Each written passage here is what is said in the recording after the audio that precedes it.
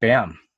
Welcome to Uncivilized Unplugged, what is widely known as the world's #1 live podcast experience, according to a number of people who love me.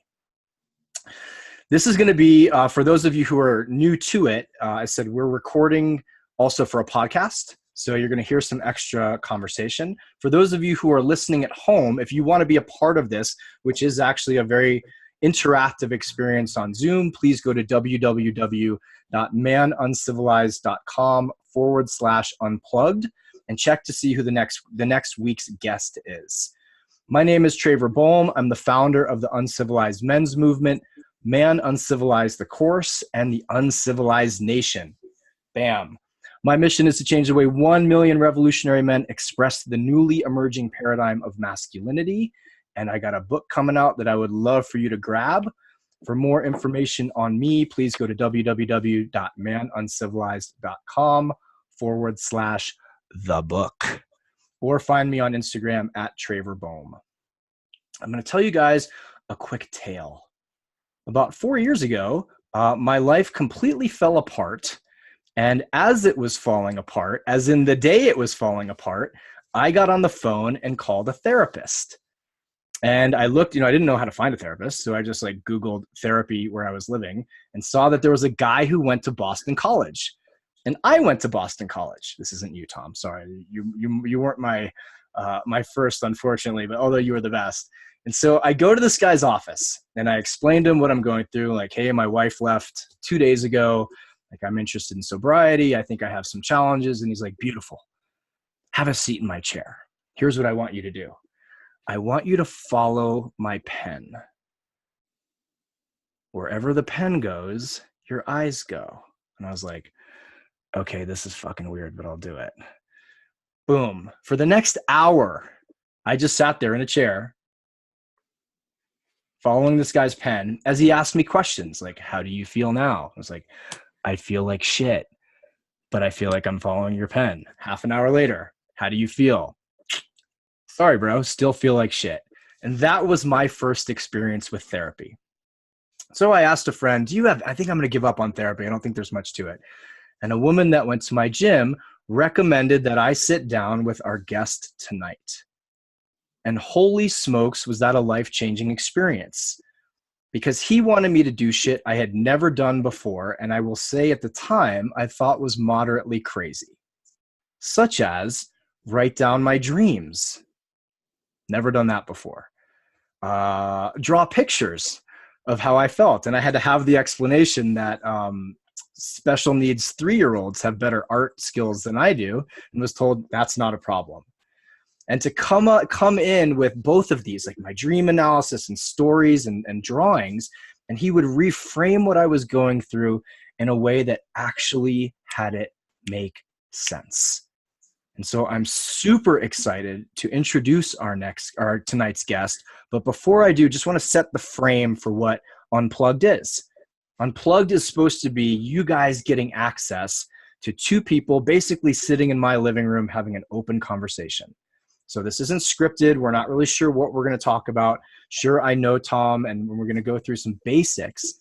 But this is also interactive. If you have a question for those of you live, feel free to throw it in the chat. And if we can get to it at the end, we're going to get to it. So tonight's guest is none other than the world famous big wave surfing Jungian analyst. Is it a doctor? No. In my mind, a doctor, Tom Ellis. Please, folks live, quiet clap for the doctor. And Tom, if you could give us in 2 sentences, real fast, real informal, who are you? What do you do? And if you have an answer to this, what is it that you're trying to build with your life here? Yeah. Hey, well, thanks, Trevor. And just, I want to say first, it's great to be in this conversation with you coming out of our work together and seeing what you've built, over the intervening years. Very cool to see how that's all developed. So that's part of the reason I was really looking forward to talking with you. Thank you. What a catch up. Yeah. So like you mentioned, I'm a Jungian psychoanalyst, and I have a private practice in Santa Barbara. That's mostly what I do, is work with individuals in my practice. For a long number of years, I taught at Pacific Graduate School. So I also teach seminars. I give lectures around the world on topics of Jungian psychology. I'm writing a book at the moment that, thank God, is almost done. It's been like an albatross around my neck, a metaphor that's taken from the subject of the book, which is Coleridge's poem, The Rime of the Ancient Mariner. And it's a symbolic understanding of that poem that's one of the most famous poems in, from romantic literature, and using it as a frame really to look at what I consider to be contemporary myths in our world that were already germinating at the time of the 19th century, right when the Industrial Revolution was kicking into gear. Right. So yeah, that's more than 2 sentences what Beautiful. I'm into. Yeah. Tom, for people who are just showed up because they love doing this on Thursday nights and they have no idea what a Jungian analyst is, can you break it down for like Jungian analyst for dummies? Sure. Well, the term Jungian comes from the Swiss psychiatrist Carl Jung, who was, close to Sigmund Freud and kind of took over the stage of psychoanalysis at the early 20th century from him, and developed theories and ideas that people might have heard of today, like archetypes, collective unconscious, synchronicity. He was very interested in dreams, and influential in the arts, sciences, literature. Joseph Campbell, for instance, was very influenced by him. So a Jungian psychoanalyst is someone who works with people, working on not only their conscious problems, what they're aware of, their memories, their goals, their fears, but on the unconscious part of their mind, which can go even into levels of the psyche that aren't, that you're not even aware of. Dreams, for instance, speaking in symbols that you've never heard about. Kind of like a CAT scan or an MRI, looking deeper into the subjectivity of people. And that's what Jung called the unconscious part of the mind. Yeah. Tom, what grabbed you? Was this something you were always interested in, or did one day it just hit you? And can you give us a little bit of the journey of you? I can give you a little bit of the journey of me. Yeah. And this was, from my background growing up, this was the last thing ever in the history of the world that anyone would have predicted I would be doing right now. I mean, going to a therapist myself, let alone becoming one, was just 180 degrees from how I grew up. I was adopted, and I grew up in an adoptive family whose values were very much mainstream American business, power, success, money, prestige. Actually, when my father told me later when he adopted me, he told the adoption worker that he liked to adopt boys that are tall, good looking, and smart. The reason being for success. So, I kind of grew up with 3 options in life: get a JD, a law degree, an MBA, or failure. Those are the 3 options. And I went to law school, just from the trajectory of that. Went to law school, went to USD Law School, graduated with honors, did really well. Was working as a lawyer for a couple of years. And then I went through a period of life in which everything went snap, crackle, pop for me. My parents both died. I got married quickly thereafter to establish a family. That marriage fell apart. I had a belief in God at the time that also disintegrated when my parents died. And the whole law course trajectory just started to blow like a cold wind through my bones. It became meaningless. And as I realized, I only really did it because of my upbringing. So religion, career, family, all at the same time, basically snapped. So you got the rug ripped out from under you. Yeah, definitely. It felt like that. Felt like the ground, everything that I thought was true and real and good sort of just disintegrated. It was a scary time. I've heard you talk about these times too in your own life and on your podcast. But, so then a roommate of mine at the time said, "Hey, Tom, maybe you should go see a therapist." And I thought, what?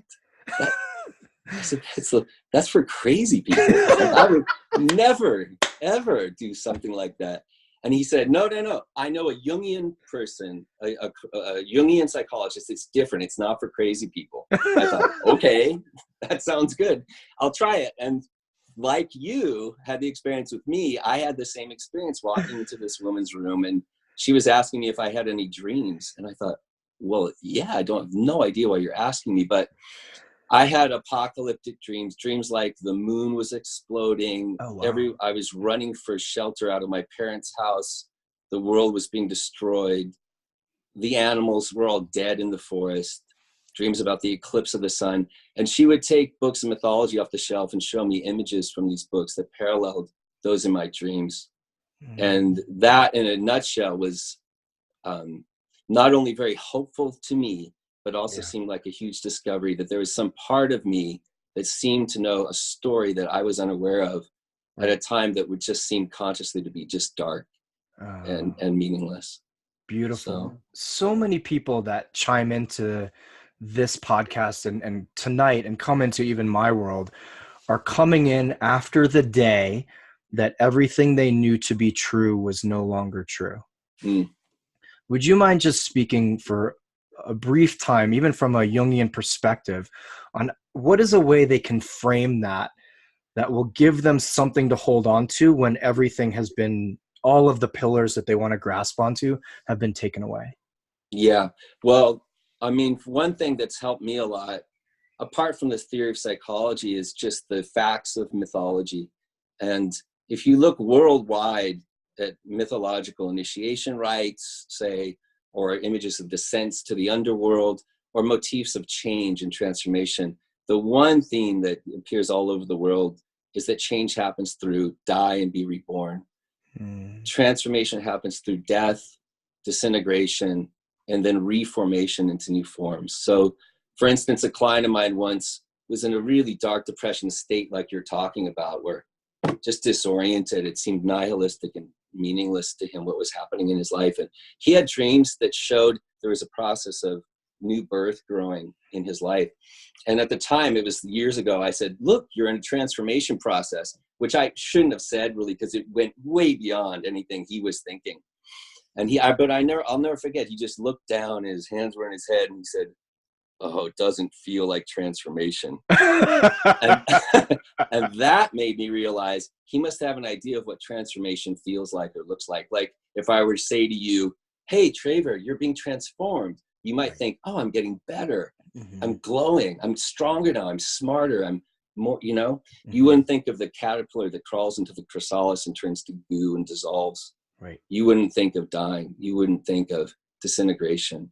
So that's, the archetypal pattern of how things change, sadly, I think it's a beautiful explanation because that's not spoken about, right? And one of the things you were most helpful with me on was not spiritually bypassing and recognizing spiritual bypass, which was, oh, everything fell apart. Immediately turn this into the best thing that ever happened to me. I'm going to come out so much better, as opposed to sit in the shit for a little while. And be in that transformational goo. So I think just what you said is real. That is super helpful, because in Western culture, we don't hear about that. We don't hear that when everything falls away, this is a natural human pattern across all cultures. Right. And just knowing that is like, oh, okay. I had a call last night with a woman going through a breakup and had a bunch of people on the call and said, how many of you have said the exact same sentence she said? Every hand went up. How many of you have fought for the relationship and now in hindsight are super glad that it's over? Every hand went up. And it was like, maybe there's an archetypal pattern to breakup, to heartbreak. And just that let her take a deep breath. Great. Yeah. That's it. For people who are just have no idea of what this subconscious means, can you share a little bit of what it means to you? And ways that people can access it, or probably have been accessing it, that they may not know? Sure. The word we typically use is unconscious, just because it's a neutral word. It doesn't imply above. It's not supraconsciousness or subconsciousness. It's just neutral. It's other than. It's everything we're not aware of psychically. So you probably have had the experience of forgetting something. Yeah. You're not conscious of today. It's unconscious. Right. Maybe people have had the experience of in rage, just losing it. And then you might feel, oh my God, that wasn't me. I didn't mean that. That wasn't me at all. That's not who I am. but it's an unconscious part of yourself that Jung, these parts that Jung called the shadow side, parts we don't want to see, that we don't want to admit about ourselves, things we've forgotten or repressed, memories that are too traumatic, so we've dissociated from them. Things like that comprise part of the unconscious, things we're familiar with from every day. And then Jung's idea of the unconscious in terms of having an archetypal dimension is that's part of our mind that's inherently human. And it doesn't have anything to do with our memories or things that happen to us. Yeah, it's people think of that word archetype and collective unconscious as being something really woo-woo or strange or bizarre or unusual. It's just the most normal, everyday, typical parts of human experience. Mother, father, death, initiation, marriage, time, space, color, sound. Those are all archetypal experiences. They're not just Travers memories. They're human experiences that we all share. Now, we typically think of all those things as just reality. Okay. Without being aware that we never see reality as it is. There's no view from nowhere. There's view through our eyes, through our sense organs, through our ears, through being a human biological entity. We perceive the world in certain typical ways. And Jung called those archetypal images. Okay. So I really would like, if there's one takeaway from that, it's just the most typical, most everyday human ways of experiencing ourselves and the world are archetypal. Beautiful. I'm loving lately the idea of the collective unconscious. Can you speak on what that is for people?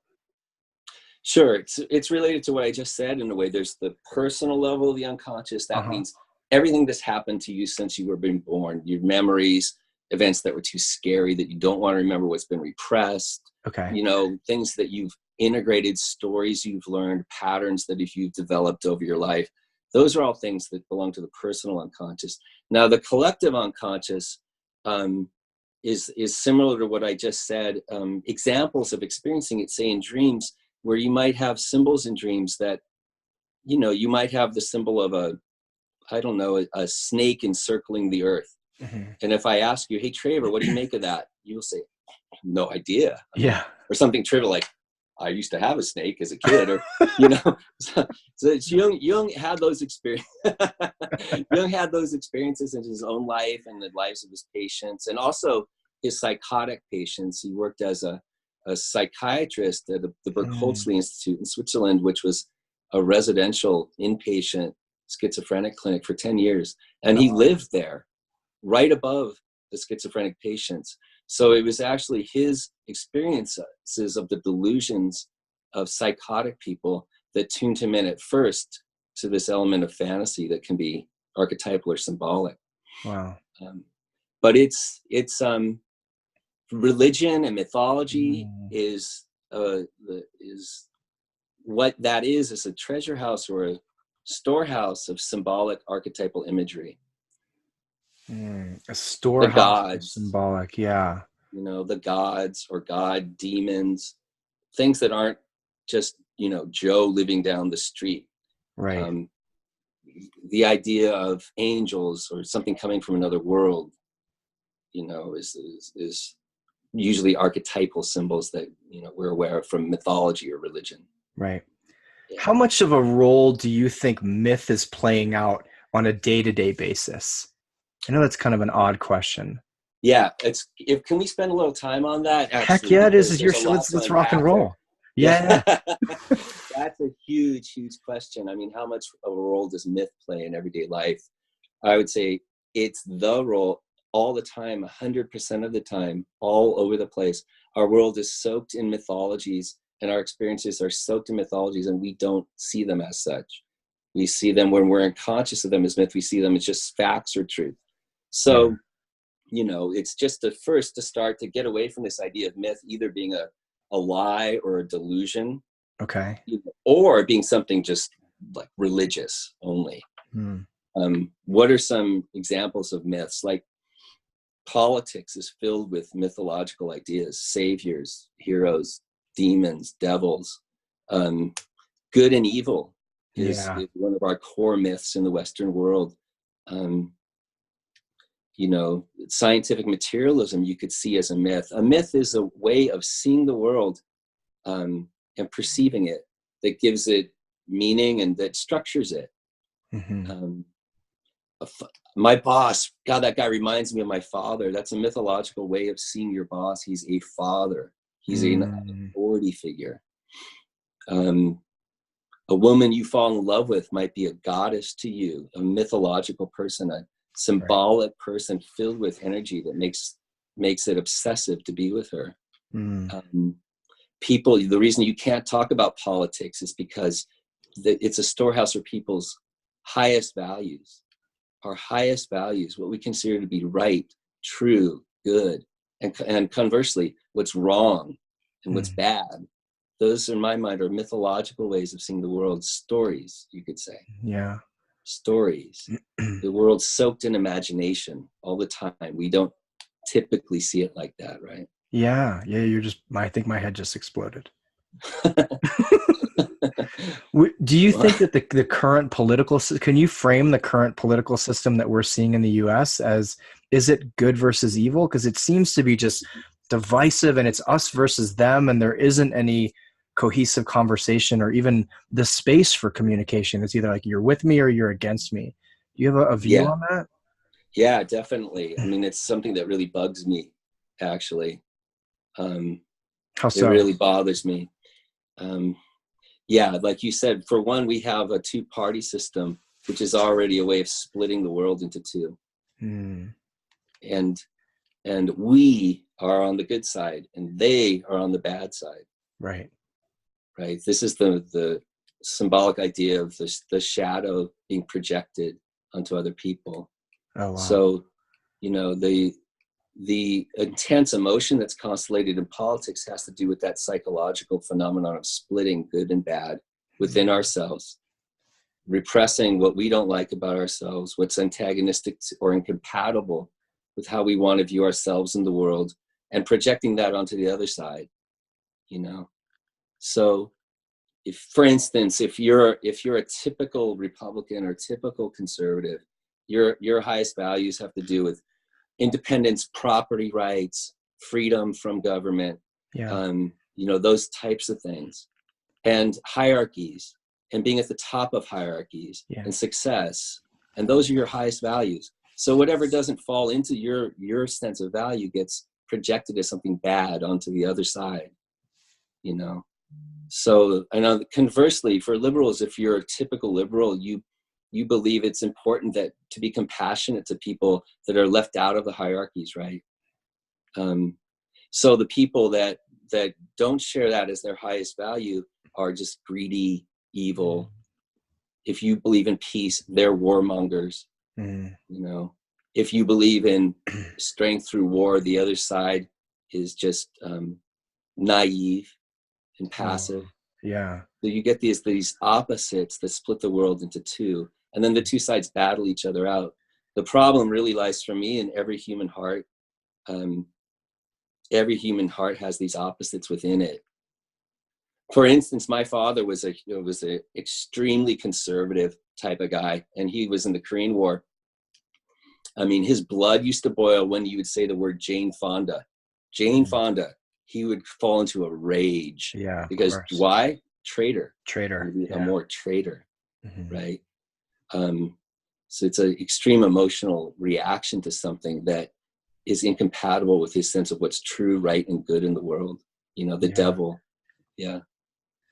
Do you have a thought? And I think we've gone way off topic, which is perfect, of why this suddenly, it feels like the shift at least in the US has become so polarized just in the last, was it Trump, or was it Trump just the symbol of something that was coming through us culturally? Yeah, I mean, well, this is if I try to answer that question, there's a lot of speculation. It's my opinion. I don't know how useful it is, my opinions on politics necessarily, but we can have a discussion about it, maybe with the other people too, because it seems to me that Trump is a figure that represents something about the American psyche. For instance, suppose we got rid of Trump tomorrow. there would still be whatever is here in our American culture that voted him in would still exist. Right. You know, it's a throwback, I think, to a perception of Obama being weak militarily, not having enough of a backbone, not having enough balls.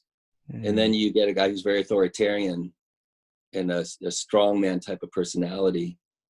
Who's really, like, for many people, a hero. Yeah. He's emotionally targeting people in ways that turn on their sense of a hero. He's not just Trump, he's a hero. Or conversely, he's not just Trump, the businessman, the obnoxious narcissist, whatever. He's a devil. He's evil incarnate. You know, people feel that way. They say he's Hitler. Yeah. Yeah, he's Hitler. You know, these are archetypally tinged projections that are full of some symbolism and hence so over the top emotional that there's no real possibility for discussing them. Wow. Yeah, I agree. I'll share just a quick dream. Sure. One client of mine once, he was a very active left-wing political activist. And if you would say the name to him, this was during the Bush administration, Dick Cheney, he would just fly into a rage. An uncontrollable rage. Dick Cheney was the devil for him, truly. Yeah.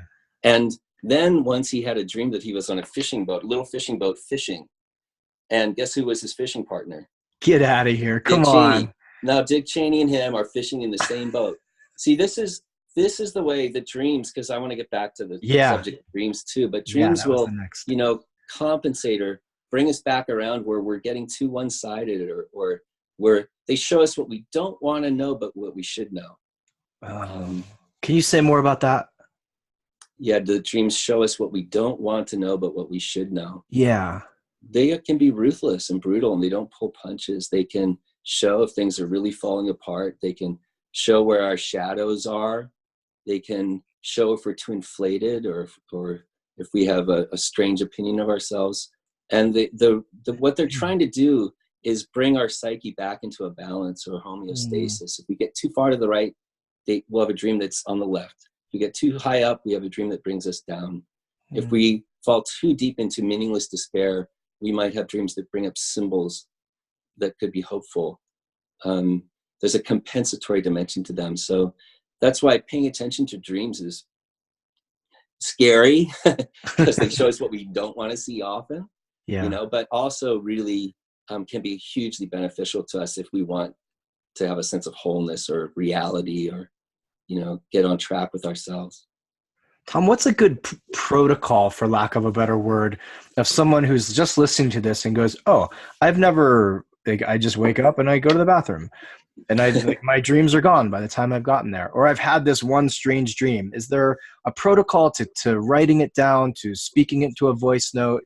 And then what do they do with it? I mean, I've Googled, you know, I dreamt my teeth fell out and it's like, oh no, oh, that's terrible. One, what's the physical protocol? And then two, what's the best way to not WebMD yourself into thinking that now I have cancer, now I'm dying? Great question. Yeah.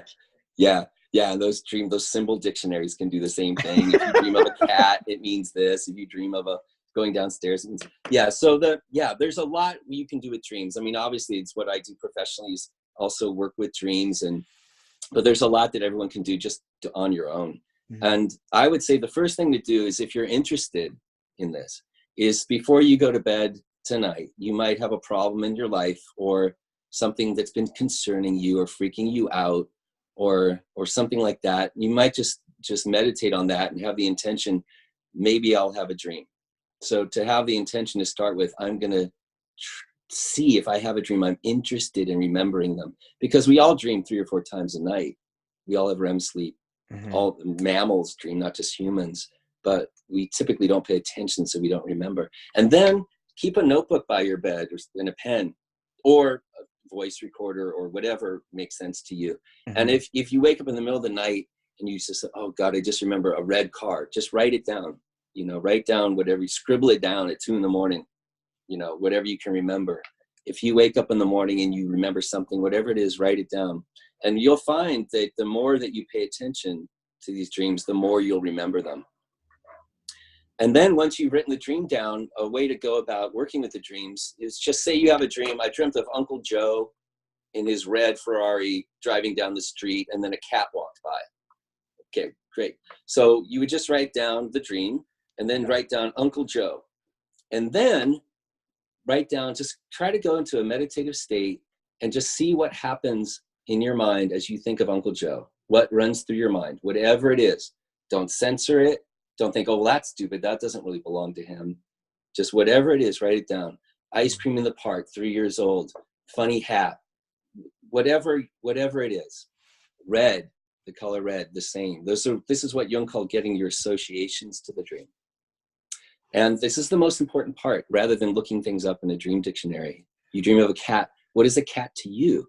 There's going to be a lot of associations for you to a cat that you might not find in a dream dictionary. So that's the best place to start, with dreams. And just, that's the way you can sort of start to decipher their symbolic language, because dreams are speaking in symbols. They're not speaking in literal, factual, logical terms. It's like reading a poem or Shakespeare. How are you going to understand a poem or Shakespeare? It's a similar thing, this drama going on inside of you from a more archaic level of your psyche than what's factual, logical, rational. Dreams are older in time. They're down in the reptilian, mammalian brain. They're imagistic. They go back to the way we thought thousands and thousands and thousands of years ago. They're archaic, so they're talking in symbolic imagery. That's a place to start. Beautiful.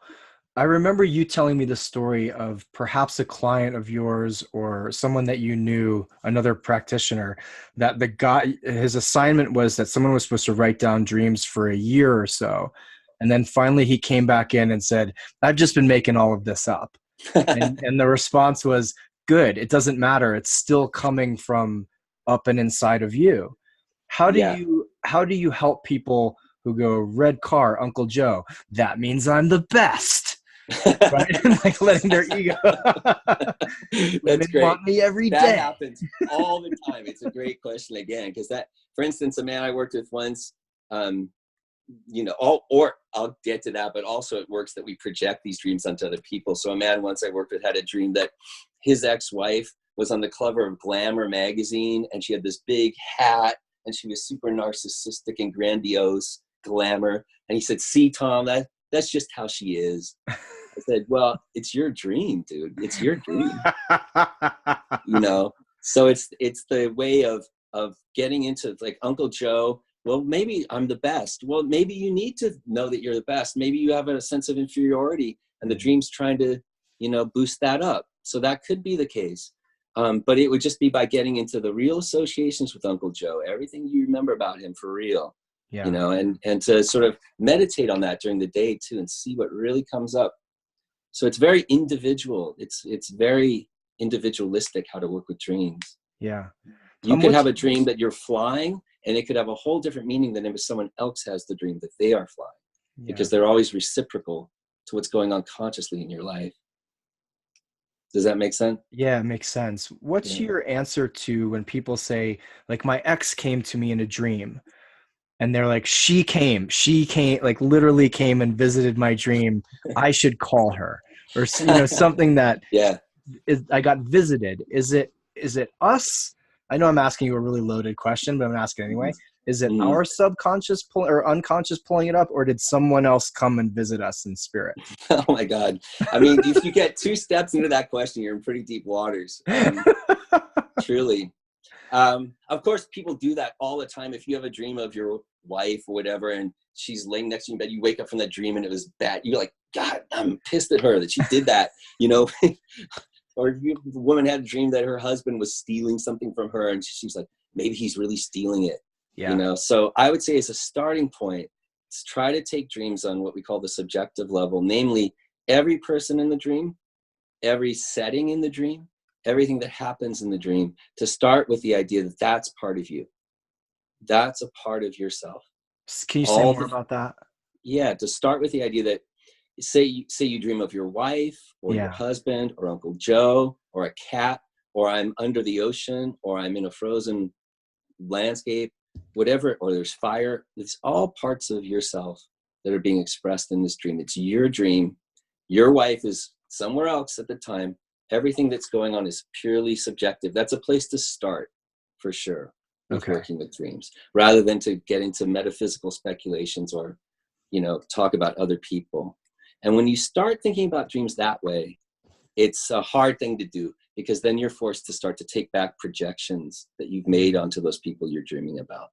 So, for instance, the guy that dreamt of Dick Cheney in the fishing boat with him, he's then challenged, if he wants to take that dream seriously, with like, is there a part of myself that is like Dick Cheney that I detest, that I can't stand, that the dream is trying to say, look, you're in the same boat with this guy.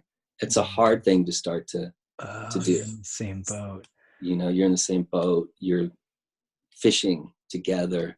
What about that? So, that's a place to, if you might dream of a friend that you think highly of, you might dream of some guy, that you don't like at all. If you have that kind of dream, you can think, God, is that part of my shadow? That guy that I dreamt about that's so insecure, or such a liar, or is such a jerk, and every time I'm around him, I can't stand him, and then I dreamt of him. Is there a part of me that is like that I just can't tolerate accepting or being close to? To start with those questions is the most helpful. Yeah, that's really powerful stuff.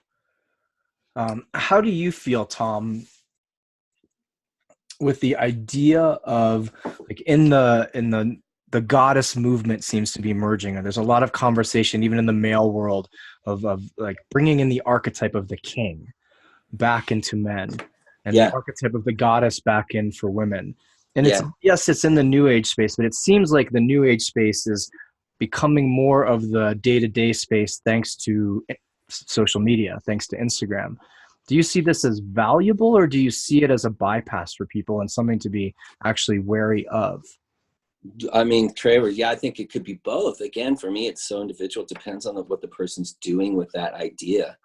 You mentioned like dreams can be enlightening to us, but the enlightenment means making the darkness more conscious, not trying to bypass it. Like, enlightenment can mean I'm more aware of my shadow side. The archetype of the king, say, coming into the culture. Yeah, that's cool. Because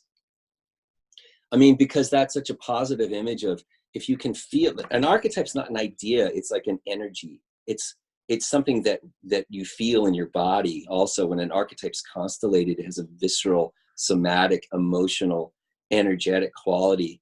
The archetype of the king is your own authority, subjectively, your own standpoint, your highest values, your sense of discipline, of order, your capacity to have those things embodied in your life. And in that sense, if you have a dream of a king, for instance, and getting close to that type of a dream where you can not just think about it, but embody that kind of energy, can be hugely positive. And that is so healing for us, right, as men, at a time when all of that type of energy for many decades has been disparaged as tyrannical only, or violent only, or power hungry only. I had my first experience of recognizing the positive value of the archetype of the king actually was surfing. About 20 years ago in Indonesia, I was surfing this really treacherous spot called Lance's Right. And the reef in front of it is called the Surgeon's Table. And it's a gnarly right-hand barrel. And it was very crowded, and it was dangerous. Everyone was dropping in on each other. Yeah. People were in danger of getting hurt. It was chaotic. And then all of a sudden, this guy jumped off a boat, this big Hawaiian dude. And he was not only the best surfer out there, he had the most experience with the place, and he was the biggest guy. And he came out there, and he just went, okay, you, and you, in terms of who was going to go next. Yeah. Right. He was the king of the place. Right. And I recognized then, that's the archetype of the king. Creates order and makes things safe. And it's not necessarily tyrannical. Right. So in terms of archetypal myths in our culture, and we can talk more about this, the main one, and I see this in your work And the main one I see is the archetype of the union of opposites today, the union of masculine, feminine, the union of psyche and nature, the union of good and evil, not their splitting anymore. So, you know, instead of the archetype of the feminine trying to dominate the masculine, or the archetype of the masculine trying to dominate the feminine, I think a huge archetypal field in our culture now is those things have to marry each other. Yeah. They have to unite in ways that haven't happened yet. Right.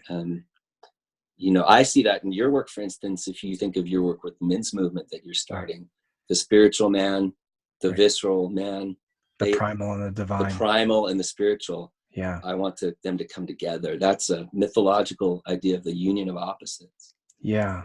You know, when I looked for masculinity, I found one or the other. Yeah. And I remember you saying the tension of opposites, that the tension between those two creates this massive energy field. And when you explained it to me that way, I went, oh, that's what I want to do to men. When you can actually bring both of these sides into your life, you will feel this extraordinary energy, which you can then go out and have in the world. Because I see so many men disempowered and demotivated, without a lack of initiative.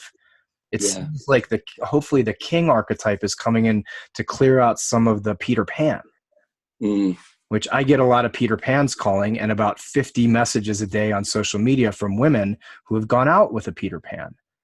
Like, when are guys going to grow up? When the fuck are you guys going to grow up? Right. And perhaps and growing up is into something creative that hasn't happened yet. Like, not going back to the 1950s repressed, shut down. No, that's not right. So what are we going to do? And this, if you don't mind me talking about you a little bit, if that's okay. Go for it. You know, from knowing you, that's one of the things I was just impressed about when you were going through your experiences that weren't so easy, you know, in life, was just those belonged to a process in you that was developing sides of yourself that you then are now bringing into the world, you know, that wouldn't have developed but for your own dark night of the soul and your own hero's journey, so to say, or suffering. You know, so there's a process that, in my opinion, has you. You're not the creator of that process. It has you. It's working in you, and you're trying to bring that back as in the creation of new values to the world. You want to give back to the world what you've discovered on your own journey from departing from the cultural norms. Yeah. You're creating new values. You want to bring those back to the world and offer them back to the world. And that's the hero's journey, the archetype of the hero's journey. Yeah. Departure, initiation, and return, you know. You can't see it, but I'm looking at a poster, a hand-drawn poster of those 4 steps of my journey that I had to do in a workshop about the hero's journey on storytelling, which I was like, I don't draw, this is stupid. And then drew, and now have been carrying around with me for the last 5 years of that. Well, would you mind outlining real quick one more time for people what the hero's journey is? And then maybe we can touch on that. And then I'd love to ask you too, because I get so many questions about romantic relationships. What are the patterns that you see archetypally, unconsciously anyway, that are challenging right now, especially in relationship? Okay. Yeah, great. Well, to start with the hero's journey, that's an idea that became popular in American culture through Joseph Campbell, right? Who wrote a book called The Hero's Journey. Then George Lucas read the book. He was impressed by it. He wanted to create a modern fairy tale. He talked to Joseph Campbell. He created Star Wars that's based on that. But the hero's journey is an archetypal pattern you can see worldwide. It has to do with departure from the norms of the culture. For instance, setting off on a voyage into the ocean is one image of that. For departing from land, getting away from everything that's conventional, normal, where you grew up, how you were taught to think from your parents, what everyone knows is true, and going through the dark night of the soul, or the descent to the underworld, or the chaos, or the eclipse of the sun, you know, where you lose your bearings. That's the first step. And that's the first step towards an initiation into something new. So the 3 main steps of the hero's journey are departure, initiation, and then return. the return part's important. The return part is the return to culture, the return to civilization, the return to society once you've departed from it. This is what Jung called the individuation process. That was his psychological term for this, the individuation process that starts by us being true to our own inner natures. We can feel a bit like a criminal sometimes, or a sense of guilt from departing from how everyone thinks, or how everyone's supposed to live. You know, we can feel lonely and isolated when that happens to us at first. Yeah, for sure. And then if the process continues and all goes well and we engage it, pay attention to our dreams that are happening during this time, find ways to be supported, find stories that support us, mentors that support us. We might find that a new life is growing in there, like a embryo growing in the darkness. That has to do with, I would say, new values, new ways of seeing, new ways of perceiving the world. And that if we bring those back to the culture, we help renew the culture that way. So that's my idea of the hero's journey. It's something really staggeringly difficult. And when it happens to us, we don't say, oh, I'm on the hero's journey. We just think everything's fucked. My life is over. Like, I'm disintegrated. That's all we're thinking of at the moment. You know, when it's happening to us. And like with my client, if I were to say too early, oh, hey, you're on a hero's journey. And it was not convincing unless there's symbols, in my experience, and images coming up from within one's own dreams or inner experience or inner life that point to that. Yeah. That's super helpful for people going through hard times. I think just to have a frame that, one, this is universal. One, it's happened to other people. Two, it's an actual journey with a comeback point. That it's not just this long traverse onto an abyss that never, ever, ever, ever ends. And this is now your new normal forever. Just having some framework around it, I think, is super helpful.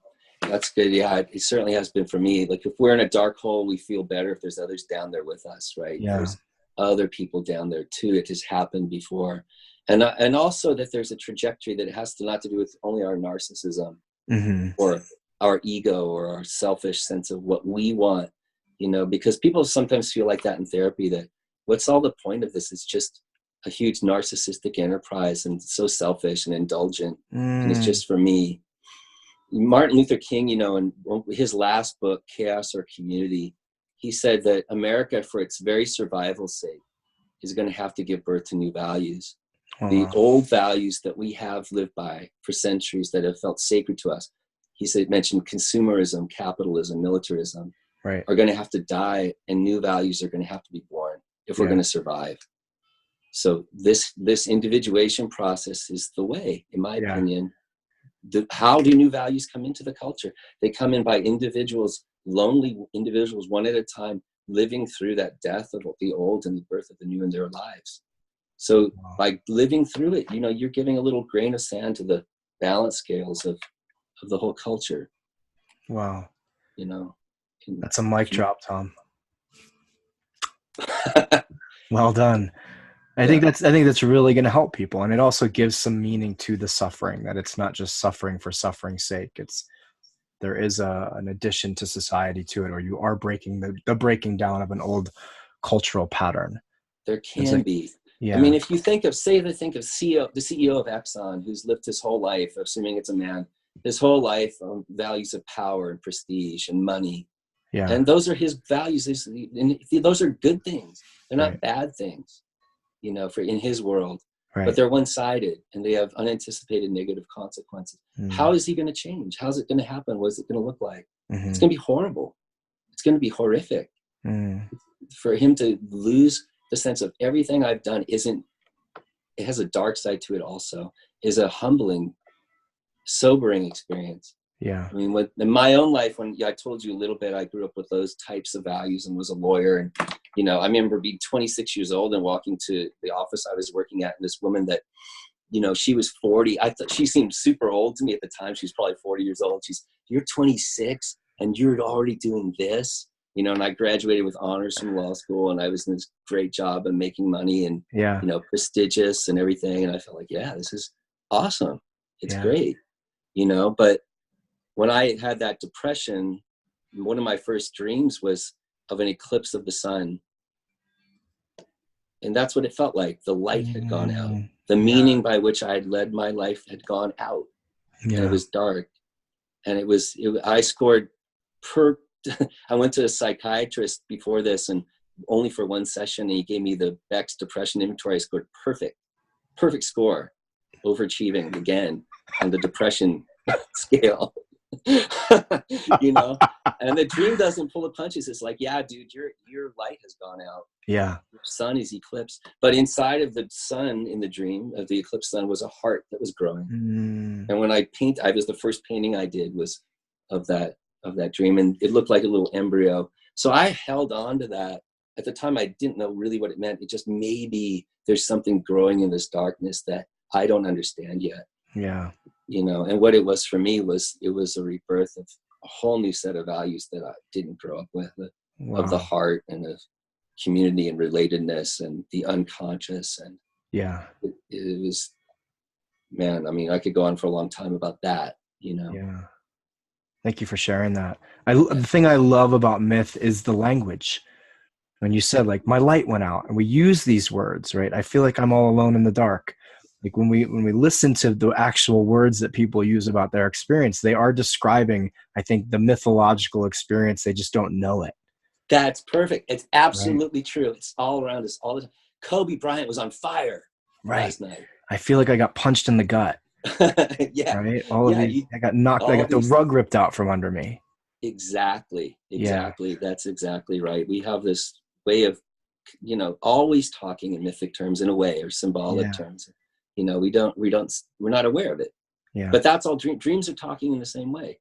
An eclipse. My sun got eclipsed. My light went out. Right. You know.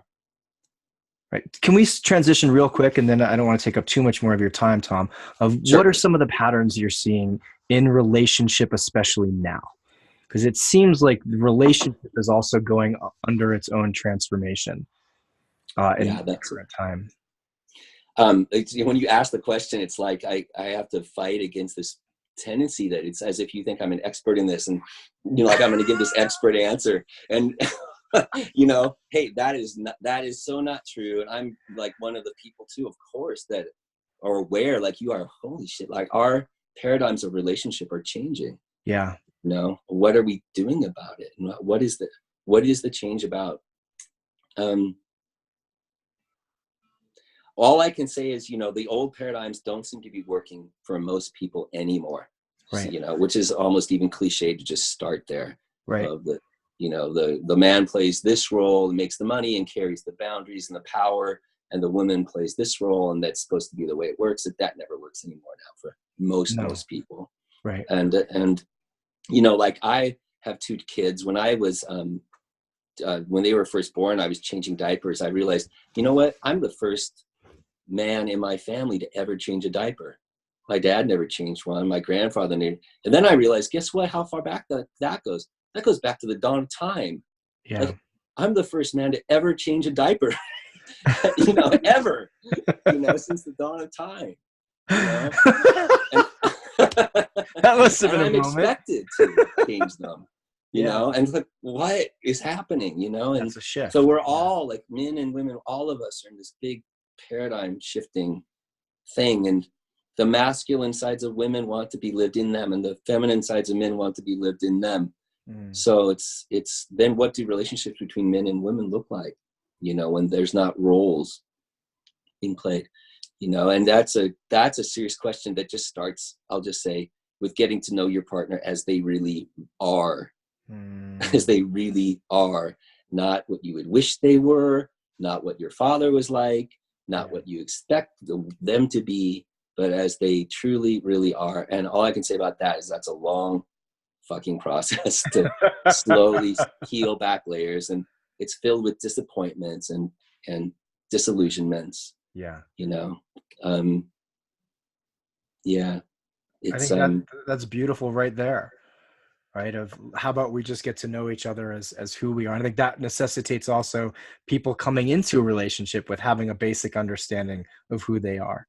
And am I just playing into the roles of of the collective, or do I not want to play that role and actually want to be this way?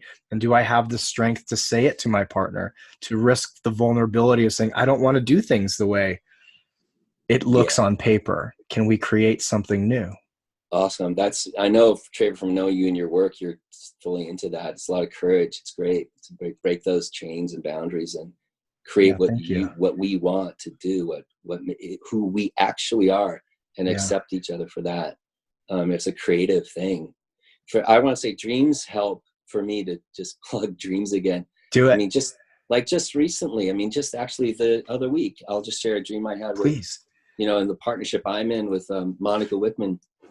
We, we're raising kids together, and that's something we love, and we love these kids, and we spend a lot of time in family, and our relationship when we're with our boys, has a lot to do with family. And I had a dream just recently that there was 2 Monicas, and I was with the first one, and we were with our family, and everything was great that way, But then there was a second Monica in another little house that I had to visit, and she was all alone. And I was looking in her eyes and trying to see, she looked like totally alone and upset. And as I looked into her eyes, there was globes. The earth was in both of her eyes, and I had to relate to her too. And so for me, that's an example of, I'm getting too one-sided into this family dimension of the relationship.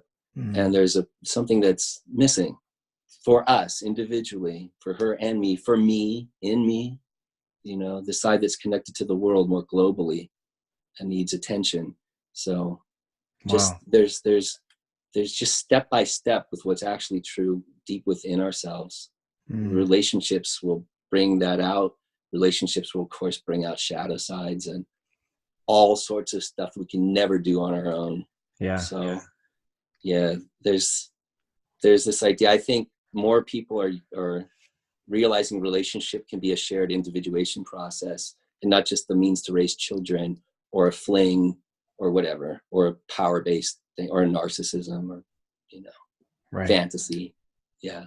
Beautiful. Thank you for sharing that dream. Tom, here's a hard question for you. I know I've thrown a couple of zingers at you, but I love to ask this to all of our guests, because my audience is the elite. And so they are also very generous. And if someone listening to this could help you with one thing, could get you a contact, could get you on a stage, could introduce you to someone, could do something for you personally that you're not allowed to say, like, be kind. What can we do for Tom Ellis as a symbolic payback for your time and energy tonight? Oh, cool. Wow. Well, I mean, what's running through my mind now probably is because I'm working on this book and working on getting it finished up, the book on Coleridge and romanticism and the myths of our time. So what's running through my mind is, if I'd love to find ways to, when that book gets finished, it should be the end of the summer, it should be published by the end of the year, to find ways to get it out there more in the world, to communicate it to audiences that are interested in these ideas we've been talking about tonight, say. Amazing. That would be helpful. I'd like to do that. That would be fun to get the book into the world. Beautiful. Where can people get more Tom Elsner? Do you have a website? Do you hang out on social media? Besides the surf break, where can people find out more? I'm not a big social media guy. I have a website. It's Thomas Elsner, ELSNER.org. And you can also email me at telsner7, TELSNER7 @gmail.com. And I'd love to hear from people, and that'd be a great way to communicate. Amazing. Thank you. I mean this. Thank you. Thank you not only for sharing your time and energy tonight, but for the massive role that you played in my transformation, and therefore what I'm out giving to the world right now too. Your signature is on there, and it's stamped on there. So I truly, truly appreciate you and all that you do. Yeah. Thank you, Trey. It means a lot to me. Thank you. And I appreciate you coming on. I've got like 75 more questions. Each one has like 75 offshoots. Like, all right, so the other day I was dreaming, but we're going to wrap this up because we're getting a little bit late. But again, for people who are interested in finding more about my book that's coming out in a month, please go to www.manuncivilized.com/the book, or you can find me on Instagram at Traver Boehm, TraverBoehm. And if you are listening to this at home on any of the podcast platforms, please give us a big thumbs up or a 5-star rating and subscribe and tell people about this. I'm trying to get more and more interesting teachers like Tom on here to share some amazing Thursday nights. And for those of you who did show up and give your time and energy tonight, thank you for joining us. Have a wonderful rest of your evening, and please stay uncivilized. Cheers. Thank you, Tom. Take care, everybody.